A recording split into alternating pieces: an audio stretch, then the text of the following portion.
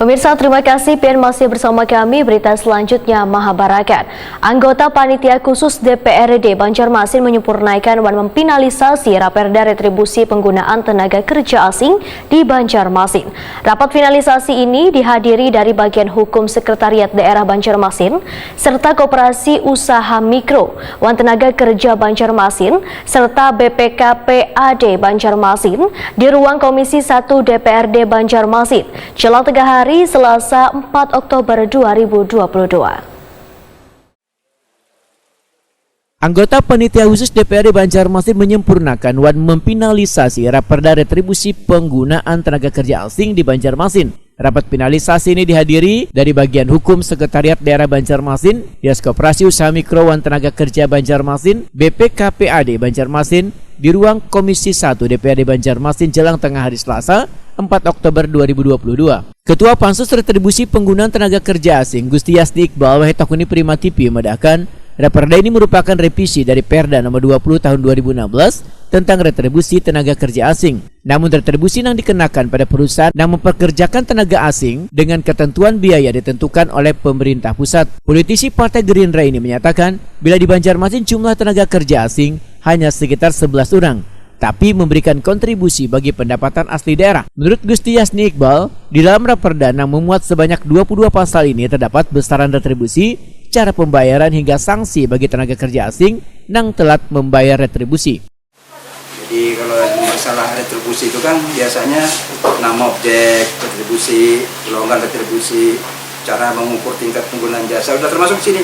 Prinsip-prinsip persasaran dan penetapan tarif sudah, struktur besarnya tarif oke, pemantapan retribusi termasuk juga wilayah pemungutan, masa retribusi, tata cara pemungutan, sampai ketentuan penyidikan dan ketentuan menuntut. Jadi semua sudah lengkap sesuai dengan persyaratan sebuah Raperda. Untuk besaran retribusinya yang paling besar dan paling kecil maksimal Sama seluruh Indonesia, $100 per bulan per orang. Apalagi itu dibebankan ke tenaga yang pengguna tenaga kerja. Jadi bukan perusahaannya malah perusahaan pengguna tenaga kerja. Objeknya pengguna tenaga kerja. Sejauh ini yang dilaporkan oleh dinas ke Pansus ada berapa yang Selama ini ada 11 tenaga kerja asing. 11. Kemudian di sebelah situ ada yang antar lintas kabupaten kota. Kalau lintas kabupaten berarti yang menagihnya itu provinsi. Oh, jadi bilanya domisilinya di Banjarbaru, bekerja di Banjar, Ya, ada lintas provinsi, ada provinsi yang retribusinya. Ini khusus yang di kota Banjarmasin saja.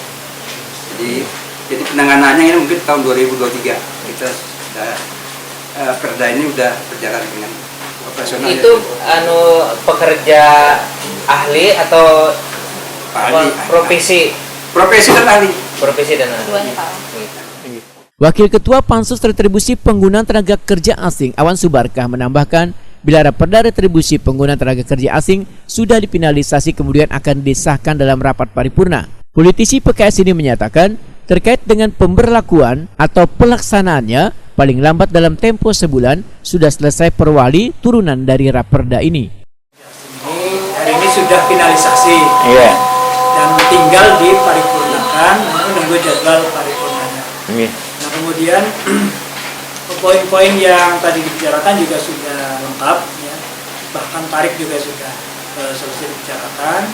Kemudian terkait dengan pemberlakuan atau peraturan pelaksananya tadi sudah disepakati bahwa paling lambat dalam jangka waktu 1 bulan sudah selesai pembuatan peraturan wali kota tentang peraturan pelaksanaan dari Perda ini. Istilahnya aturan turunan dari Perda ini. Jadi dinas tenaga kerja kah yang betul, dari dinas tenaga kerja yang perwali. Sementara itu, Kabak Hukum Setda Banjarmasin Jepri Pransa memedahkan Raperda Retribusi Penggunaan Tenaga Kerja Asing sebagai harmonisasi atau penyesuaian dengan perubahan undang-undang tenaga kerja yang terjadi perubahan nomenklatur. Secara isi sebetulnya tidak ada perubahan yang berarti dari yang dulunya istilahnya INTA sekarang menjadi PTKA. Jadi hanya perubahan nama sebetulnya. Dari sisi nominal tarif itu sama $100. tata cara pemungutan masih sama. Jadi sebetulnya hanya penyesuaian nomenklatur dari IMTA menjadi TPKA. TPKA itu apa? Penggunaan tenaga kerja asing. Penggunaan sebelumnya? Sebelumnya IMTA izin memperpanjang tenaga kerja asing. Izin perpanjang. Jadi hanya ini mengganti judul ya Pak Jo?